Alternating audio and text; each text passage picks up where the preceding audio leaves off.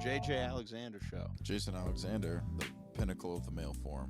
JJALexander. Well, we're live, Mr. Trent. Thank you so much for coming on. Sweet, man. Appreciate you having me. What do you call it? First episode of the JJALexander Show. That's what we're doing. The JJALexander Show. JJALexander Show. Yeah, it starts off on a lie of me not being named Jason. That's how we do it. His name is definitely Jason. My name is definitely Jason. Yeah. You've seen me become a whole new person since I've started comedy. What, you've become a whole new person? Yeah, whole new person. How so? I mean, you got a haircut. I got so it. That's cool. I got a haircut. Did you get your haircut, or is that why you're wearing a hat? Yeah.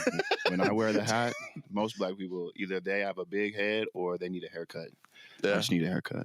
You just need a haircut. Well, or balding, I should say. Not a big head. I don't think you have a good hairline. I mean, it's there. It's very good. It's very Ethiopian. What's an Ethiopian hairline? I've never heard of this. I went to Africa in 2015. I went to Kigali. A buddy of mine lived in DC. They needed a video company to film some stuff they were doing out there. So anyway, I flew out there and everybody is speaking to me, and I don't know what the language is called in Ethiopia, but I'm like, I'm just an American. And they're like, oh, sorry, we thought you were Ethiopian. I'm like, why? And they were like, because of your forehead. Dude, that's hilarious. I mean, this is what it looks like. But then as I started meeting all the Ethiopians, I'm like, oh shit. I do have an Ethiopian forehead. So I think my dad might have been Ethiopian. That's Ethiopian. Yeah, dude. This has been super cool. Just everything that's going on in comedy for you has been very exciting for me watching as someone that's came up with you from the beginning. I believe I saw one of your first sets ever, which is pretty cool. Yeah, I think. Yeah, I mean, possibly. Yeah, I mean, we started around the same time, so definitely very, very cool. And like the fact that you're doing the road, like you're one of the only people I've seen come out of Colorado Springs that's crushing it. Like this is real, actual. Like you can make a living doing stand-up comedy, which is a very, very impressive thing. I mean, there's others out here. It's like moving around. One guy? One guy? Come on, you need it. Like this is me just hyping up Trent before he leaves forever. It's so sweet, man. Like now you pull up to threes. You get to do as much time as you want at the open mic. I don't even light you. That's what I do for Trent. See, man, this is why people hate me. Because of people like me. I'm the reason everyone hates you, Trent. I'm like you. I drop in the Vultures group chat. I say, hey, you need to hear what Trent's up to. He's doing some wild stuff. Hey, man, I will say this, Jason. We came up. I mean, it's almost been 3 years. That's what's crazy, man. Because 3 years in February for me. Yeah. So, and even in that, keeping all that into perspective, just 3 years, man. That's like a blimp compared to like how long other people have been doing comedy. And that's not because I've had several cool conversations with certain comedians where you're like, oh, okay, this is cool learning from, or you're just listening to somebody talk about comedy who's making a living doing comedy. Like I remember that one time we were at 3E's and you opened up for Adam Ray. Adam Ray, dude. And I mean, do you know who Adam Ray is? Well, you're not a fan. You know what? Get him out of here. It's okay. That's okay. But Adam Ray. Dr. Phil. Yeah, he does a Dr. Phil bit. Phil guy. At not Comedy Works, the Comedy Store in LA. He's hilarious. He was on Kill Tony and did it. But anyway, it was cool to be able to talk to Adam Ray when he was at my home club 3E's, and he was talking about that. Like he was telling me that he has this Dr. Phil idea, and I'm like, what? And it was just sounded pulled up the freaking voicemail from Bill Burr. Right. It was like one of the coolest things that's ever happened to me in my life, And like what's crazy is like that's just a weekend for him. He showed up late to every show. He dude, he's the best. It's like once you get to that point, you're like, I know the host is fine. Who cares? Right. It doesn't really matter. Like I had one of my favorite conversations I've ever had in comedy with him because I was like, there's a lot of people in like the NFL that say, you know what I miss? I miss high school football. That was the most fun I ever had. And then I was like, hey, is that how you feel about, where I'm at? He's like, oh no, your job sucks. You have a shitty job, Jason. That hosting blows. I'm excited to do what I'm gonna do. Like where I'm at is the best. That's awesome, man. And getting that from a comedian like Adam Ray, it's just like, it's just a good moment, because I had one of those moments when I was with Nate Jackson. We're in Austin. He's doing 12 sold out shows, and I got my little set list, and I'm doing 12, maybe 15 minutes. Yeah. But I got my little set list, and I'm like going over it. And then he's like, if I like the Saturday show, he's like, what? You need a set list for your little? I was like, well, yeah, I like to just, want to make sure I got it, and I want to know what I want to say. And he's like, man, all it is baby mama, bitch, and good night. Here's Nate. And I started laughing, dude, because with all of this cool stuff that I'm doing in comedy right now, it was like this reminder of, I'm doing sold out rooms, clubs, about to do theaters, but it has nothing to do with me. You know what I'm saying? Yeah. So tomorrow, it could go away. So it was just this moment of, those people are here to see Nate Jackson. And thank God, it's no different from a comedy club. If a comedy club's giving you an opportunity, they ain't here to see me. They ain't here to see me at all. Here to see me at all. And it just keeps everything in perspective. So it's just another thing to we got to keep working hard. You know what I'm saying? We still got to hit these mics. Oh, absolutely, man. And also just, it's like staying humble too. It's like also like your maturity and awareness, I think, is a lot different than a lot of other comedians. And cause I'm a young, scrappy comedian that's like, you look 35 though. I look 40. Dude, literally anytime I go, you look my age. Anytime I look older than you, Trent. We look like we went to high school together. And I'm a young freaking idiot kid. And the thing is, you getting this opportunity, I genuinely, I don't think I would be ready just emotionally for that kind of task of doing theaters and that much pressure. And a lot of that stuff, it's I think I have a lot of growing up to do, obviously just in my life in general, to be able to do that. It's you kind of give your stuff together. You live by yourself. You don't have roommates, I do live by myself. I actually have a real job too. Does have a real job. Some comedians will get mad at you for having a real job.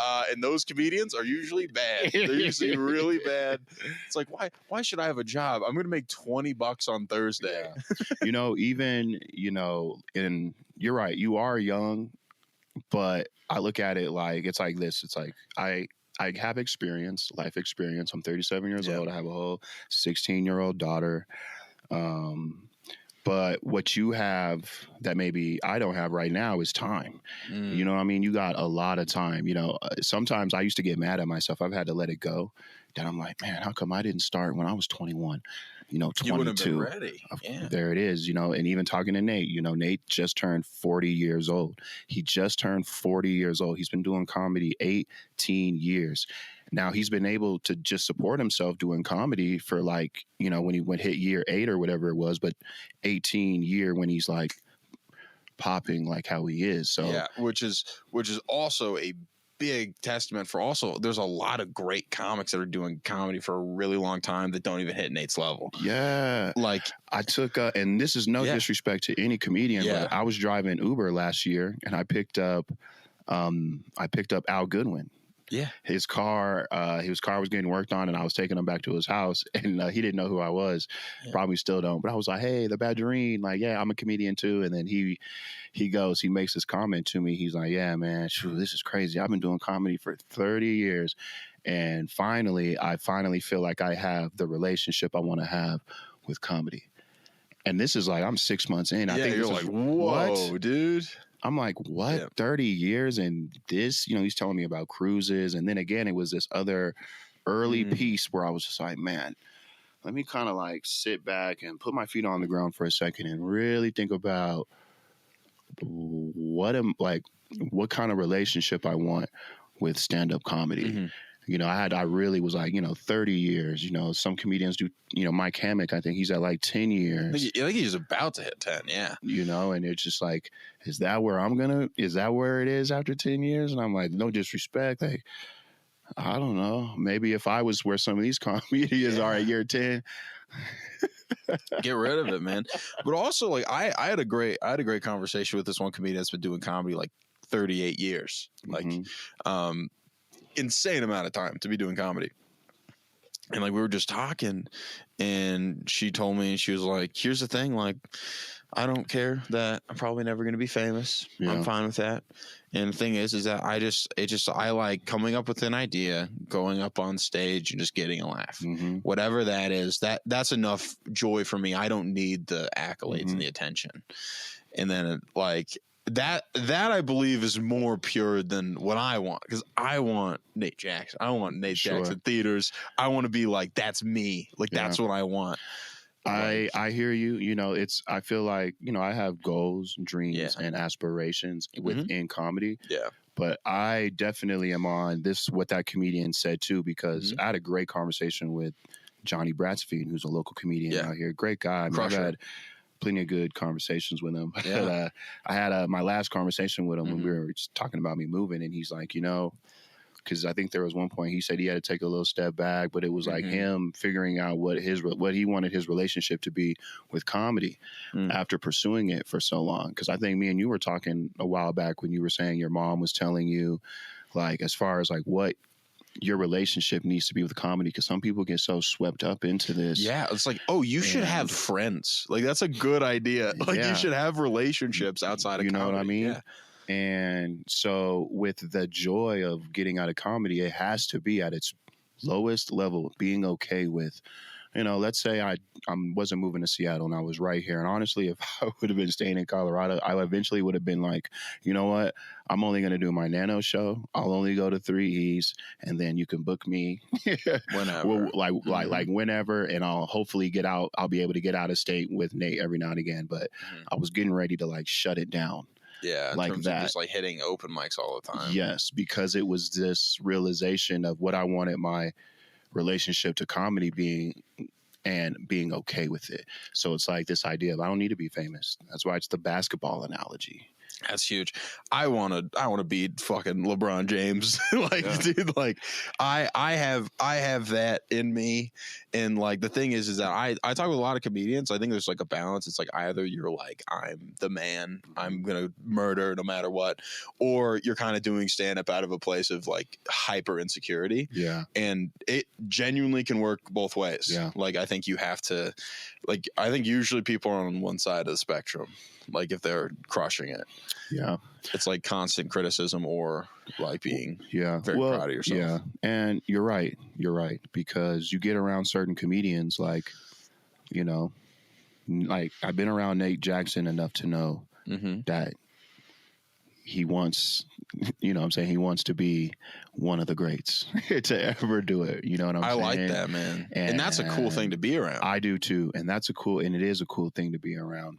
But then there's the, like using the basketball analogy, because I feel like basketball is that one sport that, like, you could be LeBron James at its highest level in the NBA, you know, or you got overseas leagues, you know, you're still making some money, or maybe you're that guy on the NBA bench that's making a lot of money, but nobody really knows why you're on the team, you know, and then you have your club leagues, you know, that anybody who's just working, you know, Joe Schmo at a 9 to 5 can go play at some YMCA league, or you have the guy that just has the basketball hoop in his driveway and he's just shooting baskets. But like the idea of anybody, it's like, who loves the sport the most? Exactly. That's a great question. Yeah, that's a great question. But just the pure love of anybody can pick up a basketball and walk out and go in their backyard and shoot hoops. So like stand-up comedy, it's like anybody can go to an open mic or a bar show and, you know, tell their jokes. And then you have, you know, your biggest, you know, your big comedians, your Bill Burrs, your Kevin Harts, who sell out like arenas. You know what I'm saying? Yeah. So it's kind of like that. But the love of just being able to, you think something's funny and you tell it on stage and people laugh, that has to be like, because competitive. You know what I'm saying? Yeah. I love when a comedian like yourself, like following Jason, because he's going to get laughs. And it's like that competitive nature of, okay, I'm not trying to maybe outdo you or be funnier than you. But it's just I gotta do my thing and get these laughs too, because I'm not going to be the one that's going to bring the room down. And that's what being around good comedians is supposed to do. Yeah, dude. It was like, I believe one of the biggest things that I've learned through starting comedy is like, you really got to pick that circle really well. Like, dude, it's like, that's the thing. It's like, there's a certain sadness that I have that I'm not going to be able to be around my friend Trent as much because you're going to Seattle. That sucks, because it's like, you were one of those guys that I'm like, I know that if Trent, like, if he has a great set, that's tough. That's tough. It's gonna be a tough job for me. We have very different energies. You have great act outs, and I'm like, oh crap, I gotta go. Like, I can't phone it in if I'm going up after Trent, and that's great stuff. And it's also like people that you respect and admire that are gonna tell you that a joke's good. You're one of those people. I'd be like, hey, dude, like what do you think here? What do you think is a funnier word? And you have like those people around you that are like, can make you better. And I think that's why I'm excited for you as your friend, being like, you in Seattle, that's going to be awesome. I know you're going to crush it no matter where you're at, and you're going to get a lot of respect like wherever you go, because like, you're a top performer here and in Denver, and if you go to Seattle, you're still going to be that guy. Well, again, this is why people hate me, Jason. I mean, you're over here. I'm trying to be humble, and I appreciate that. But I mean everything I It's said. more so because, again, I'm just a C-set. You know that. I know always that. A C-set at Comedy Works, brother. At Comedy Works. I'm a B-set, dude. I'm a B-set. I'm not even on the roster, man. I beat a bunch of people on the roster. It don't matter. This guy finished third. At Newtown of the what's that thing called? I'm not even allowed to say it. Okay, New Faces competition. Yeah. That's right. But and what's I'll say, it sucks to lose. Like, if there's certain comedians out here that come and go, and you don't even bat an eye. They're here for 6 months, maybe even a year, and then they fade away. But there are certain comedians that I like seeing around on the scene, yourself, who are like working, because that just motivates like me. And when you see a comedian who is putting in the work and is funny, and then they're moving away to like a different scene or a different part of the city, it's like, oh man, it's so, and that's why I think no matter where you are, it's good to you have to create, whether it's going to festivals, you do a good job at that.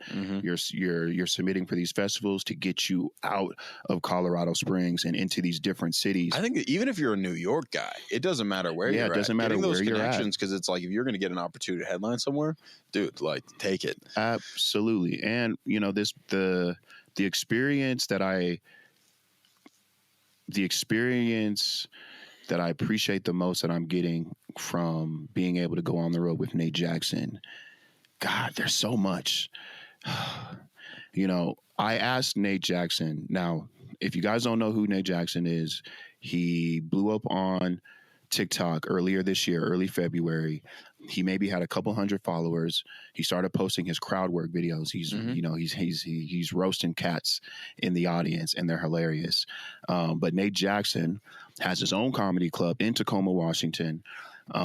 So he has plenty of clips of him just doing that. Smart business guy. You know what I mean? Matt Rife convinced him to post clips on TikTok and gave him the schedule. He stuck to that. January, he had a few hundred followers. By March, he had 3 million.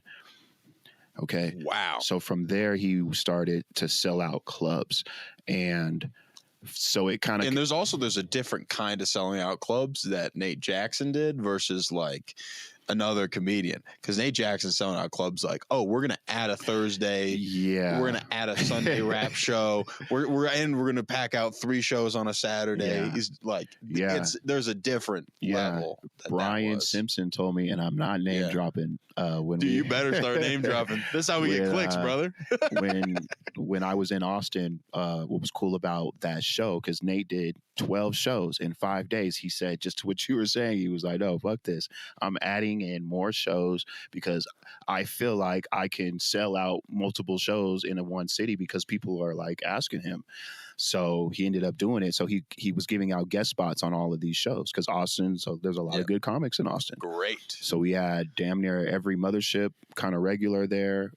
did a guestie, and then Brian Simpson was there, and then Brian was telling me, I was talking to him in the green room. He was like, "Man, I don't see how Nate can do like this many shows, you know," because Brian was like, "I like to do my 2 on Friday, 2 on Saturday, and get out of there." So it was just crazy to see the Even different kind at of the comics. top. Yeah. Like Brian Simpson's on Rogan. Like, he's legit. Yeah. And he's like, "This is crazy." Yeah. But Nate is like, you know, I don't know how old Brian is compared to Nate, or how long Brian's been doing it compared to Nate. But I see Nate where he's like, "Man, I've been doing this for 18 years. So, and I just turned 40. So I'm trying cash to check while it's good." Exactly. You know, and it's not like he's delivering half-ass shows, because you could imagine somebody would get tired doing that many shows, right? No, he doesn't get tired. He sits on the stool. He sits on the stool the whole time, so he ain't getting tired. He's not getting tired. But each show, it's like it's somehow better than the last one. And then Monday shows, the last ones, he has a band on stage with him, and he's using them in his set. Yeah. Something I saw Sam Talent do. Like he's actually a very good drummer, which is very funny. But like I saw him at Comedy Works, and he would just point at the band and then say "hit it." Like he'd point at the booth, and then they would like play a part of a song. Yeah, it's very funny when you see like you kind of can do whatever you want when you're moving that many tickets. And dude. Nate and what's crazy, you bring Sam Talent up, because that means the camera shut off, but that's okay. I'm gonna keep going. That's good, dude. We got Did it die out on battery? Backup. That's all right. Yeah. What was I? Yeah, we're talking about Sam Talent. Sam Talent, drums. You can do whatever you want. Do whatever you want. But what's cool, and again, this is all stuff that I was just starting to realize. Yeah. Or take into perspective when I asked Nate, I said, "Nate, do you know who Sam Talent is?" And Nate said no. It's crazy. Which is crazy, right? Because Sam Talent he's getting his following, and he's been on Rogan. So that's wild. Even at the top. And that tells you, I mean, Nate just headlined at the New York Comedy Festival. Now, I would wonder if Sam Talent knows who Nate Jackson is. And I would say maybe he doesn't. You know what I'm saying? And you got to think about some of those comedians in there, like a Sam Talent. Mm-hmm. He probably has to have at some kind of like not complete tunnel vision, but like focused on like what Sam Talent is doing and what I'm trying to do outside of maybe his circle. Unless you're just so big, you can kind of penetrate other people's kind of walls. Yeah, man. It's also like you just so many people that we don't know in comedy.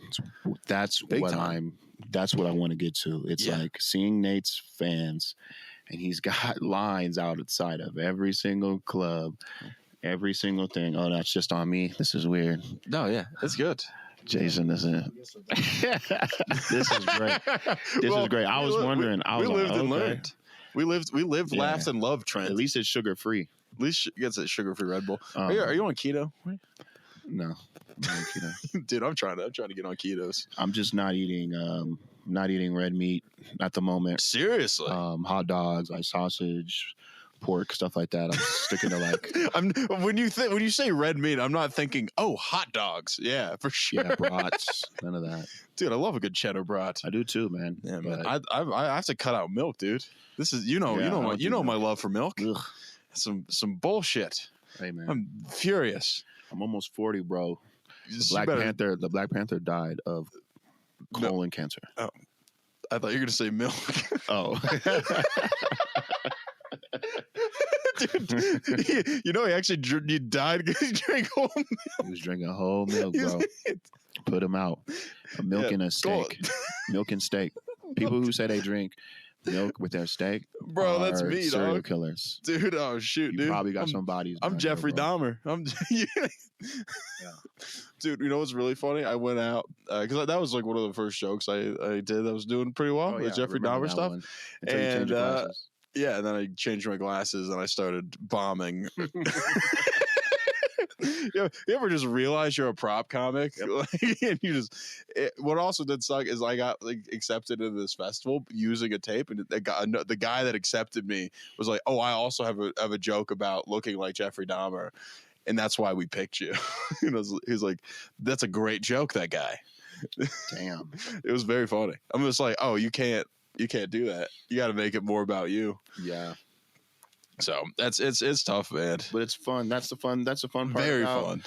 Learning how to do this comedy thing. You know, I feel like some comedians, and I'm talking about local comedians, they tend to want to put I don't know. They want to put you on like I don't know, oh, you should be doing this already, or you should be. I'm like, man, I've only been doing comedy for like 3 years. I feel like we have to be able to learn some things by just pace. Yeah, exactly. Everybody has a different pace, and I've never, and you know from plenty of conversations with you, I've never been in a rush. Like I've always, because we've talked about festivals, and I was like, I want to wait. You want to have feature time. I want to have feature time. Yeah. You know, I want to put in at least. I want to wait till year 4. Because you will meet some comedians where you're like, how long have you been doing comedy? 5 years? And then you'll think it to yourself like, oh, I'm funnier than you or whatever. Some comedians do that. I do think that a lot. I'm a piece of crap. No, like I think there's a lot of growth that I think you have to go through as a comedian to be like, oh, I need to like be humble here. Yep. There's things that this person knows. Cause I did that with like, there was an older comic that, I did some club around here, and I'm like, oh, I'm better than that guy. And I talked to Cotten about it. He's like, dude, that guy has forgotten more stuff about comedy than you've learned, and you are judging him very harshly. And you have to realize that this is just, he's running through. Like this, like Colorado Springs, most of the headliners that we're gonna get are probably working on a new bit. Yeah, they're probably not like, this is my special. You know, like if you're going to film a special, probably not going to film in Colorado Springs. You're going to pick Austin or Denver or Portland or some big city, you know, because you're going to be able to move more tickets usually. Yeah. Would you film your special back here? Just out of like spite and hatred for, I respect that, for people that are in this scene, I would do it at the World Arena or something. Dude, go do a special at Pikes Peak Center. Yeah, Pikes Peak Center is on my. Do you do vision boards or any of that stuff? Yes, I did one last year for the first time, and a few things, dude, have come true. Yes, I'm pumped on the vision board. Yeah. I started off because a girl that I thought was really dumb told me about vision boards. Yeah. So I went on this date with this girl, and we went and we were talking, and she was like, oh, you know, whenever I get a lot of sunlight, I feel like I don't need to eat food. It's like the sun's my food. And because I thought this lady was attractive, I was like, oh, that makes sense. Yes, of course. And then I was like, oh, so do you like kind of like photosynthesize? And then she said, yes, all us Puerto Ricans do. That's what she said to me, dude. So you were dating a Puerto Rican dandelion. Yeah, dude. Puerto Rican dandelion. That's the title of the podcast. I was like, you know, dude, you're dating a plant, right, Jason? But yeah, but she told me that I got to visualize like my dreams in comedy and stuff. Is she dead in your backyard? she's right actually in the basement. Actually, she's locked away. Just a shriveled up plant with a Puerto Rican flag. It's a plantain coming out of there, dude. You ever had Puerto Rican food, Trent? Oh yeah, it's pretty good. I'm a fan. Yeah. Yeah, dude. Some kind of pork dish. I bet you've been on some pretty wild dates. What's like a bad date you've been on? That's also I wanted to ask you about. How's your dating scene with all of this success and stuff happening? Or is it just very dry? So I have sex about 4 times a year. So dude, like each season. Same so here. Like a spring, fall, winter, all of that. You're like you seem like my autumn girl for this year. Yeah. So that can be very dangerous and also very sad because I have to be very cautious of like who I have sex with at my age and everything because one, at this point in my life, I cannot get into anything serious. So really? Yeah, I don't have time for that. Not right now because I know that in a drop of a hat, if something comes my way, I will move. I'm doing it right now. I've always been that way. And it's like I have these thoughts and I have these, you know, dreams and goals I want. And I know getting in a serious relationship that you have, like, if you are in a healthy relationship, you know that there's work that's put into that. There's big energy, there's time. And you're like, I can't at this point. No, I'm too self-interested right now. I'm not apologizing to say dude, that. I wish I had that. I'm also 37 and I've had a lot of sex in my lifetime. You're like, I'm hanging up. My jersey's in the rafters. You know, I've had plenty of sex for any man that is into that kind of stuff. Yeah. You mean a dude? So, Any dude? You mean humanity? Yeah, but I know, like, it's just like there's a lot of stuff that comes with having sex. It's not just sex. Then it's we gotta talk. Yeah, you know. I gotta pretend that I'm in the Law and Order. Or I gotta talk to you. I gotta hang out with you. We gotta go to eat. I don't have time for that. You're like, I sound very this is Andrew Tate podcast right now, Trent. Trent sounded based as hell. I'm also very honest, and I respect that. I tell women, I don't lead women on. I always say, people say like, oh, God first and then my family. Mm-hmm. Comedy first. And then everything. No, comedy over everything, dude.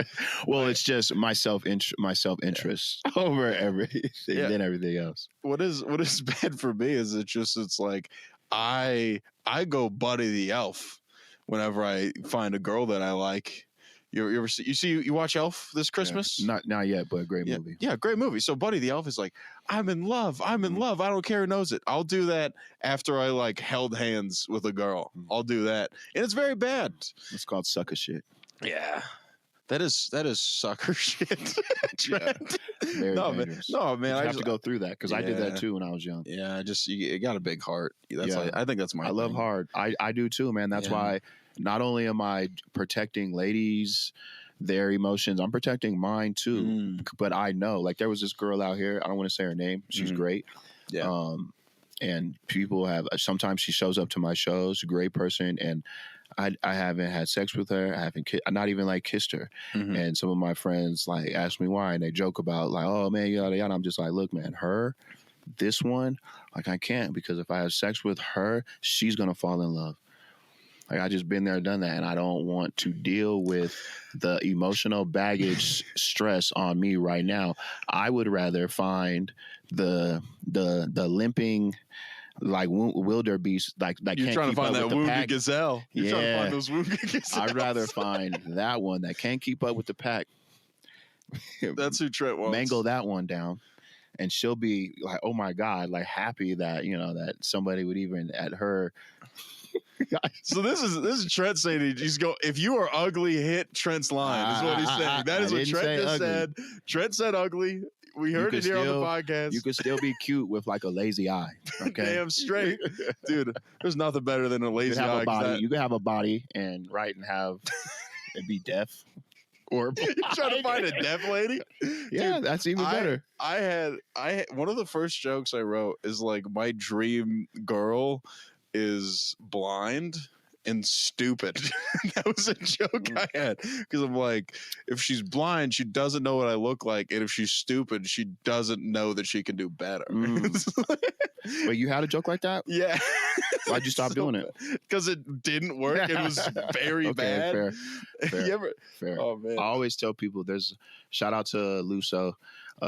She's the next guest. Oh really? Yeah. But she always cracks me up because she'll want to tell me this joke and tell me like, I got this, and then I always say like, I was like, well, you know how you'll know if it's funny? If you say it on stage. Go do it over there. Because I hate telling. I can tell you like, hey, well, I didn't laugh at it, but just because I didn't laugh at it doesn't mean it's not necessarily funny. Like, I get it. Like, I can get the joke, but it didn't make me laugh. But then you could go on stage and do it on stage in a way, and then people laugh. It's context. Context is the biggest thing that I think that like people don't really get about stand-up, is like, context is everything. Like, it's like, my set will go 25% better if the chairs are moved up 5 feet versus back 5 feet. And my set will go better if I emphasize this word versus this word. It's like details and like small stuff about the room is going to change it. Especially when I would say I can know a lot of the time whether or not a joke's going to work on stage. I have a pretty good clock for that. Like, if I get pitched a joke, I'm like, the way that you said it there, that's good. And I can tell somebody that usually, but obviously it's like, there's a lot of times I've been wrong. Like, freaking my buddy Jordan had this joke. He's like, I work at Olive Garden, and you would not believe how many breadsticks I could fit in my ass. And he told me that joke. He's like, this is a joke I'm working on. I'm like, that is the stupidest thing I've ever heard. Don't tell that to anybody. I've heard him say that on stage. Never do it. And here's the thing. That was one of the, it would, like, I saw him do it at Lions Lair and get an applause break. I'm an idiot. The audience is going to tell you what's funny or not. Like, the audience is a genius. Right. Our definition of what we think is funny is usually wrong. Yes. And see, I'm so glad you said that, man. Again, another something that I realized or have gained perspective on going on the road with Nate. It's part of my job is I interview Nate's fans, after his shows, and I ask them, hey, what'd you think of Nate's show? And listening to what they say, because, if you go online, oftentimes when you read comments about comedians that are blowing up, either posting crowd work, especially crowd work stuff, it's very negative. Nate, and I've had conversations with Nate about this, he does not care. They're not seeing the money coming in. They don't know where Nate came from. They don't know that Nate has material. They don't know. Nate simply does not care, because when you talk to all of his fans afterwards, listen to what they're saying. They're like, I liked when he said the thing about the water dripping on the table. Yes. The way that Nate connects with everybody in the room, even though he's not necessarily talking to us. It's like, we love that about Nate. And then you hear how people have seen him. This is my third time I've seen him. We saw him in Raleigh. We saw him in Orlando. And now we're here in Virginia Beach because we just love Nate so much. So it's like, holy crap. I'm not kidding. That's nuts. So it's like, it allowed me, because I get it, especially I feel like when you're younger, like not younger as in like age, but younger as in time, like us, like we're at 3 years. Yeah. We sometimes, often, I feel like younger comedians who haven't been doing it that long kind of get caught up in the what other like comedians in your scene think about you. Like, if like do the pros at Comedy Works, do they think I'm funny? Do the loony, the comics that kind of run loonies, like, are they, because they're the ones booking for this? So it's like, I gotta so when they give me feedback, like, I really have to listen, and I really have to take that. I have a very good story about this, to heart. I want to hear it. But it's like, it allowed me to be like, man, you shouldn't, it's only grain. Like, if Charlie McMullen has he gave me the greatest advice. He said, if comedians are going to give other comedians advice, he said it should be a punch or some kind of tag to one of their jokes. If you don't have anything other than that to say, then you shouldn't say anything to another comedian. Like, that's what Charlie said. Like, at the local level, if you're obviously, if a comedian like Adam Ray comes into town, I'd do it. He's giving you advice. Well, that's different, because I want to do what Adam Ray is doing sometime at some point. I want to do what Nate Jackson is doing at some point. So whatever he tells me, I'm going to fucking do. But a local comedian, that's like, you can't really put too much weight on it, because at the end of the day, if you're going to listen to anybody in your local scene, listen to the audience. And if they're laughing, and if they're coming up to you after your shows and they're like, hey, you had a great set, I thought you were one of the funniest people here tonight. Or like they say, hey, we wish that you headlined. Or we wish you would have headlined. Or that's the best feeling. Or how come you didn't get passed on to the second round at the New Year's Eve contest? You know what I'm saying? mad you aren't doing it this year, dude. I'm so mad. Russell wouldn't have let me in there. Oh, he would have. Yeah, he'd be fine. I wouldn't either. It's rigged. You want to do it, dude? I better win this year, man. Yeah, I better. Well, it's rigged, so you automatically get into the second round. It's a deep roster this time, though. It is. There's a lot of comics. So how much time is everybody getting? That's a great point. It's got to be. You can't get 5. You got to give 3 minutes. That's what I'm round saying. 1. You got to be doing 3 minutes round 1, and then you have to slice it. What's it going to go from that much to like 5 comedians or 4?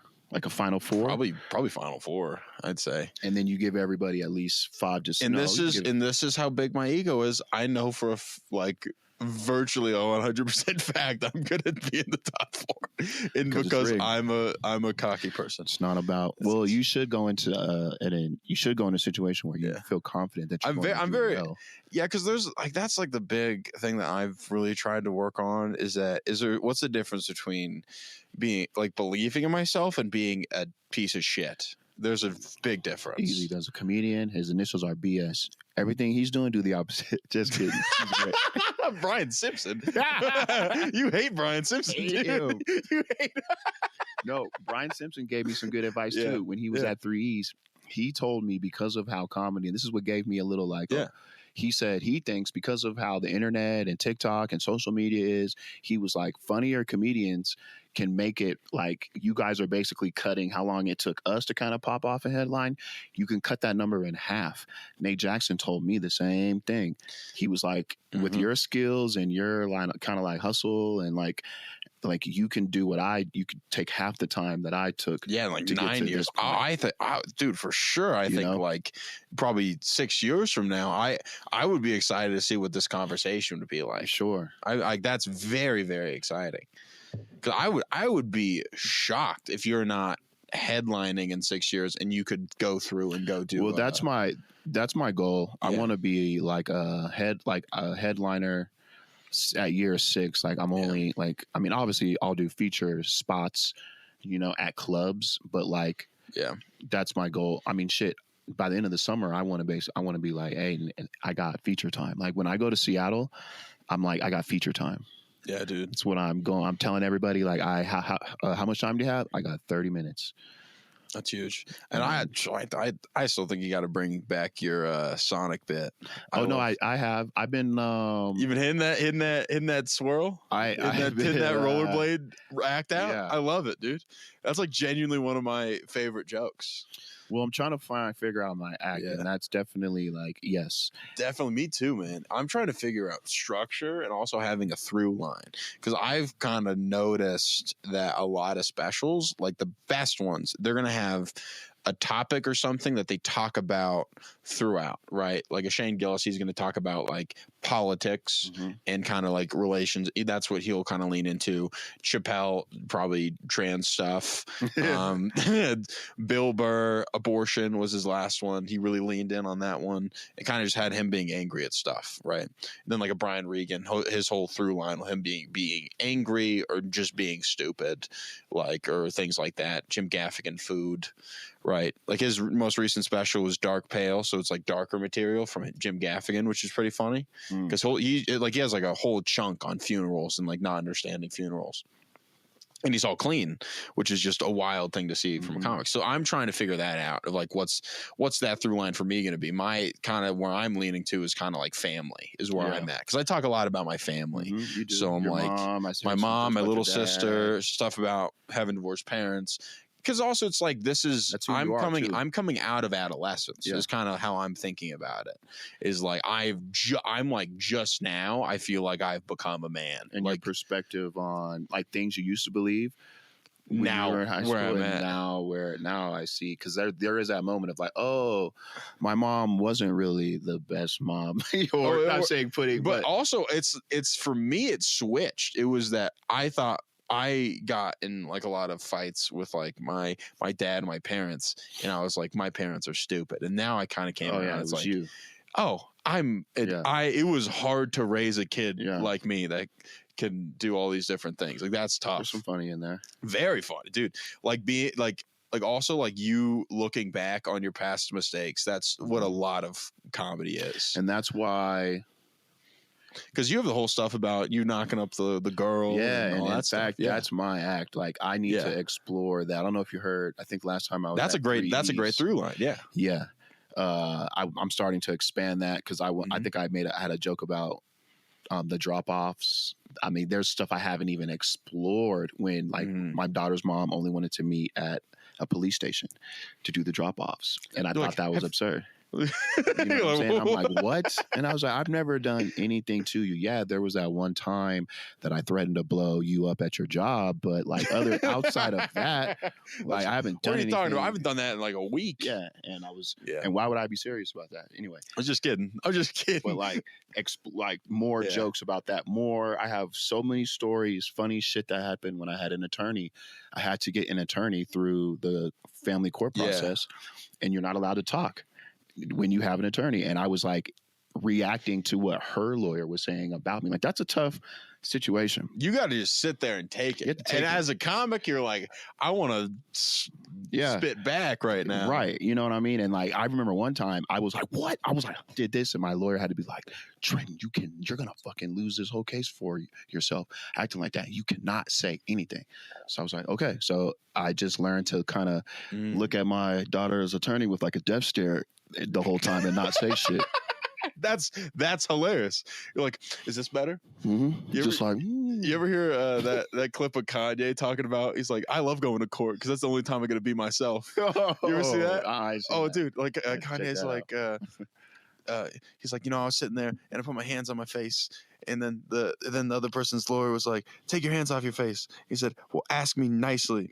And then it's like, Mr. Kanye, will you please take your hands off your face? He's like, no. Dude, very funny.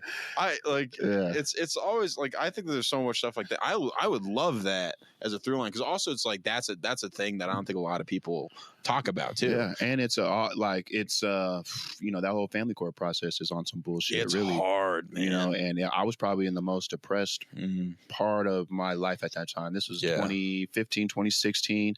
The Huskies are in the CFP for the first time against an Alabama team. I just became like creative director, got my like raise, living in Seattle for, I think it was for 10 years, but like year 6, I finally got the job I wanted, moved into the place I wanted. Like everything career-wise, financial-wise was good, but I'm in a fucking court battle and I'm spending all this unnecessary money on my attorney and the court shit, and I can't see my daughter. So I was very angry. I can imagine. You know what I'm saying? Man.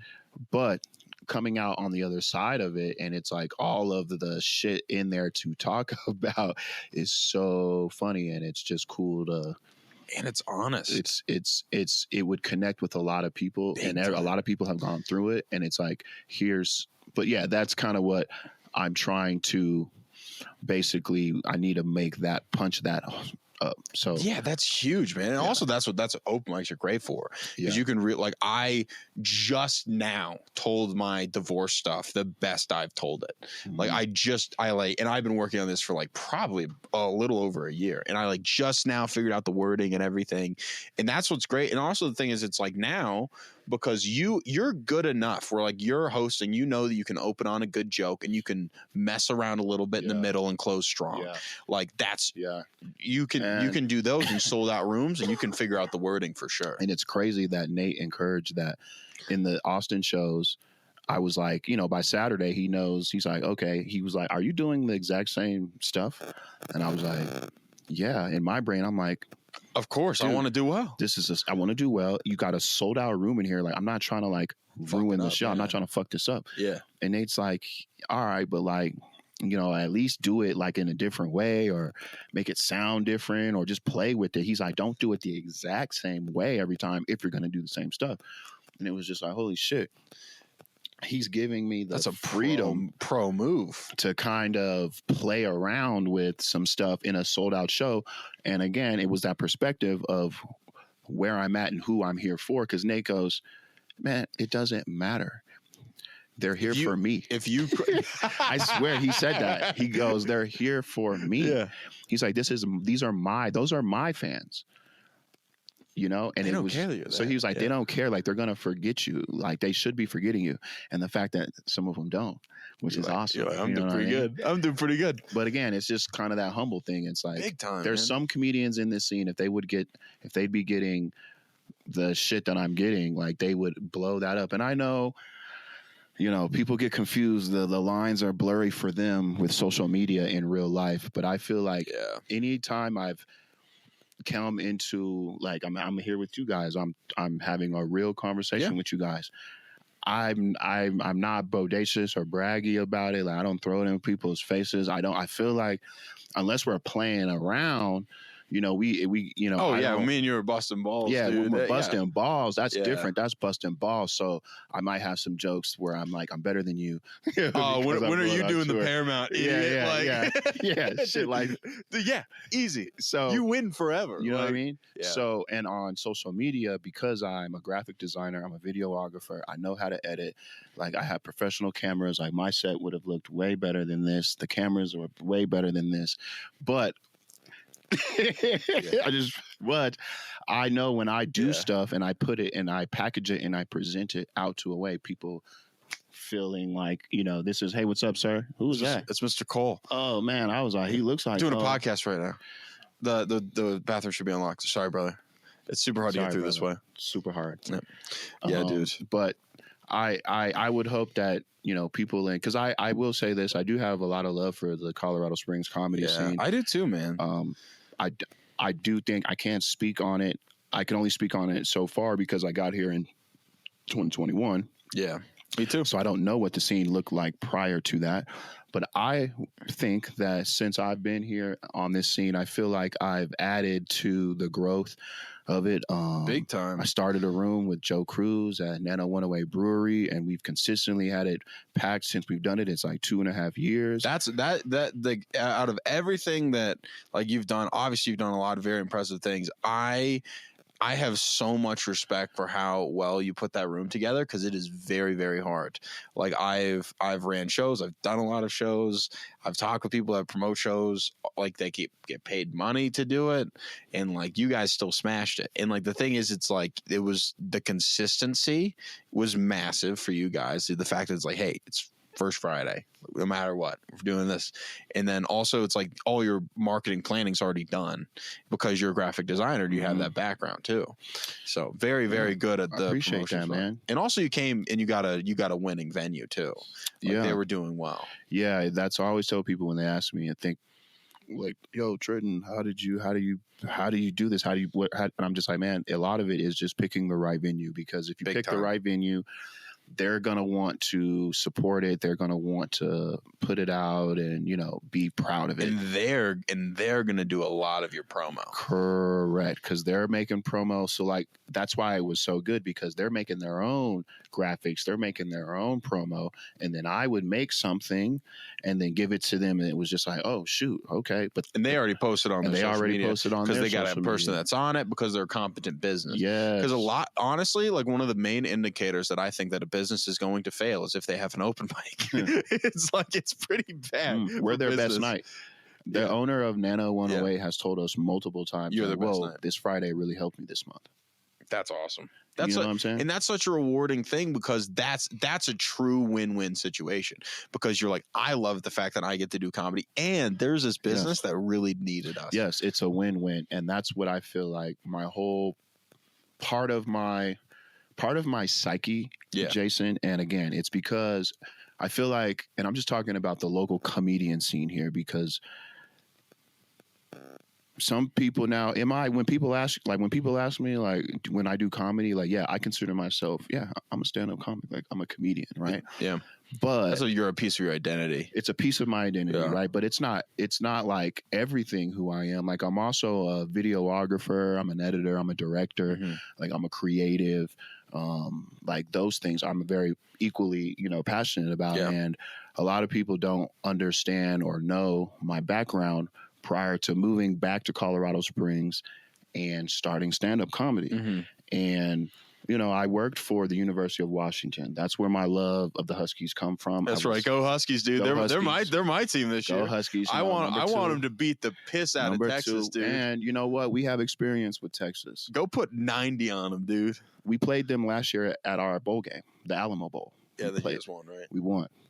So Sark, you know where he coached at before he coached at USC? What? He was at Washington. His last year was 2023 when he was a drunk and an alcoholic. He went to USC. We beat him, and after we beat him at USC, they fired him because Sark was a drunk. This is true. And then he went to the NFL, sobered up, and then Alabama hired him, and then he got the job. as an OC, and then he went to Texas. Then he went to Texas. So that's the head coach of Texas. Yeah. Anyway, I've met Sark, shook hands, all that. That's what I'm saying. Yeah, like my it's pretty cool experiences. It is. It's very cool experiences. That's also like if you ever do like the Tonight Show or something. These are very funny stories that you get to have too, dude. One time, so so I worked. So when I was in Seattle and I wasn't doing stand-up in Seattle, I tried it like 3 or 4 times. Yeah. And I was just like, oh my God, this is way too much. And because I went in there, crushed my first time and was like, oh, this is stand-up? This is easy. Nothing. And I went like a week later and bombed. And I was like, fuck this. And ran away scared. And then 7 years later, anyway. I used to work at PBS and I used to help produce this show called Ask the Gov. Yeah, Ask the Gov. Jay Inslee. This is I'm crazy. so mad at Cole. I'm gonna kill him. Yeah, so you're working at UW. I was working at PBS, KCTS 9, which was a local, every city has their PBS station, but I was working for PBS at the time. This is before UW. And we produced a show, Ask the Gov, where we would have the governor, Jay Inslee, who ran for president this last time with Biden. He was in that group. That's interesting. But I used to prep him questions in the green room. The governor of Jay Inslee of Washington. Yeah. So when I started working at UW, there was an Apple Cup game, right? And this is like 2016, 2017 maybe. And the winner of the Apple Cup, that's the in-state game against Washington and Washington State. You look like you want to yawn. It's okay, man. You're holding it in. I can tell your face is all like squeezed up. I cried. I was like, I'm not going to yawn during this. Yeah, man. That's so rude. Just let it out, dude. Just let it out. Okay, Jason doesn't care about this story. I'm trying to be this is dumb. I'm trying to be an empathetic I need to host. learn how to. I need to learn how to like get to the funny or get to the. You're like, Adam oh, Ray the Apple Cup, yeah. Yeah. Oh, that's good. No, Adam Ray was doing it that night. You remember what he was saying? He was yawning. Remember what he was saying? Yeah. What was he saying when people were? He was being funny. He was like, oh yeah, he was like, that was an inside thought. I think he did that. Something like when people were telling him. Oh, something. he was like, oh, does this story get good? Yeah. You do that all the time. That's so good. So good. It's so funny. Oh, you throw that in there with somebody. Yeah, it's. I'm like, oh man. Well, then my parents got divorced. But Jay Inslee was drunk off his ass. So he's getting hammered. He's drunk off his ass, getting ready, and he hands the trophy over to like the winning coach. And there was some people in my department that didn't like me. It's just whatever.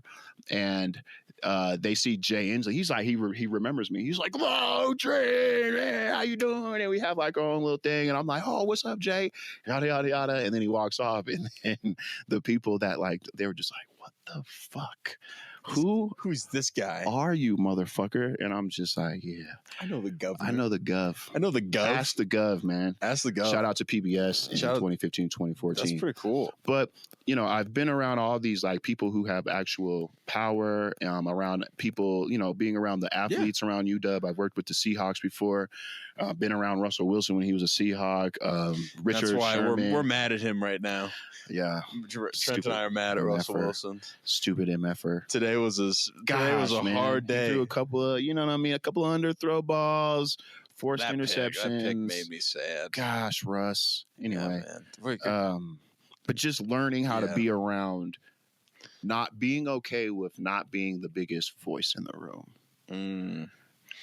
Being okay with like I think this seems oddly personal for me in terms of advice. That's what you're trying to tell me. Tell me to shut the hell up. No. What I'm saying is there's sometimes some people, especially in this environment, where I mean, at some point, this is when we're talking too much. Comedians, we want and seek attention, big time. Because why else would we want to get on a stage and a microphone and get people to want to listen to us talk, right? But when you're off that stage and when you're in just these moments, it's okay to be like, you know what? Like not all eyes have to be on me anymore. Yeah. And it's okay to because I just feel like that's where comedians get in trouble. And I've gotten in trouble a lot of times by just talking too much, and like I'll talk myself into a corner. Like I had someone I really respect and I really like as a valuable person in my life who should be like, hey, like you really like you need to be more careful about the way you talk about certain things, like in terms of like race or like sensitive subjects, religion, all that stuff, because it's like you can come off very abrasive and offensive, and that could be a negative thing if you're trying to get opportunities, because people are just going to think that you're an a-hole instead of a person that wants to be a friend, right? And then she was like, yeah, like there's been people that have came up to me, is like, why are you friends with Jason? Because he's a super offensive dude, and he could get you canceled, like because he's just gonna just randomly do something, like. And like I need to have a balance of like, obviously I want to say the funny thing all the time, but it's like you can be a human being. You just listen to somebody. You don't have to like poke fun at whatever's going on. I mean, about this. Yeah, it's something I learned quick too. Like it's like poking fun at people, especially sensitive subjects for that person. Yeah, because I get it. We're all comics. We like to bust balls, and I have a rule. My rule is if we bust balls when it comes to social media too, like if we bust balls in person, or we've bust balls in person and we can tell like, okay, I've heard your type of humor, I've heard your context of how you put things and how you bust my balls and I bust your balls back, then we're able to bust balls on social media. We're saying bust balls too much. I love it. We just need to say making. We just say making fun. We gotta change. Bust ball. Dude, freaking Trent loves busting balls. Bust them, dude. If you were a good animator, you could really have fun with that. Oh yeah, dude. That's what we got Mr. Caleb doing. He's gonna put a lot of balls next to you. Well, Caleb's like, well, y'all need to wrap this up, so I don't want to go through all of this. Oh yeah. But I just, if I could wrap it, my thought, I don't even know what I was talking about. We were talking about like your rule in terms of making fun of people. Oh yeah, and saying certain stuff like.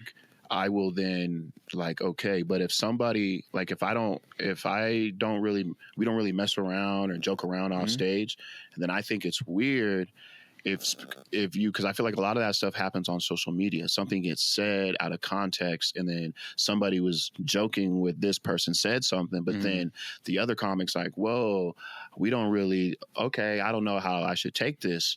Like, are you being like mean, or are you trying to be like funny, kind of a thing? And then wires get crossed, and then that carries over especially when you're getting it from it's like two levels of separation. It's like, oh, did you hear what this guy said about you?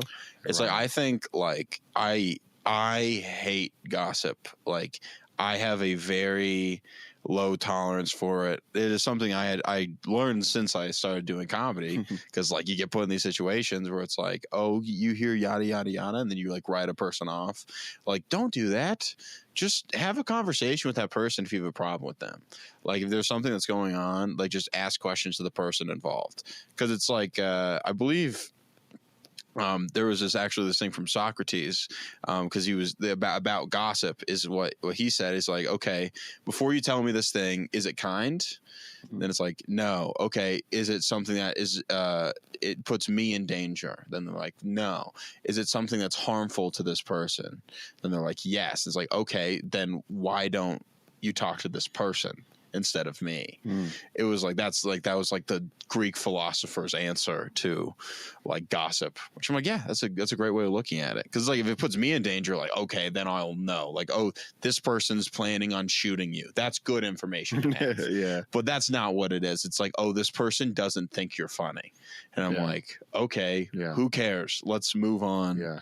Like, it's just big. No, you're right. Somebody from Denver was telling me they were talking shit about this one comic. He was like, yeah, he maced some dude in like some comic in Colorado Springs. And I was just like, oh, wow, this is gossip about me. And they don't even know. I'm the comic. This happened to me. That is, and I played around. I played along with. I didn't reveal it was me. I was just like, yeah, man, I heard about that. Wild. It's crazy.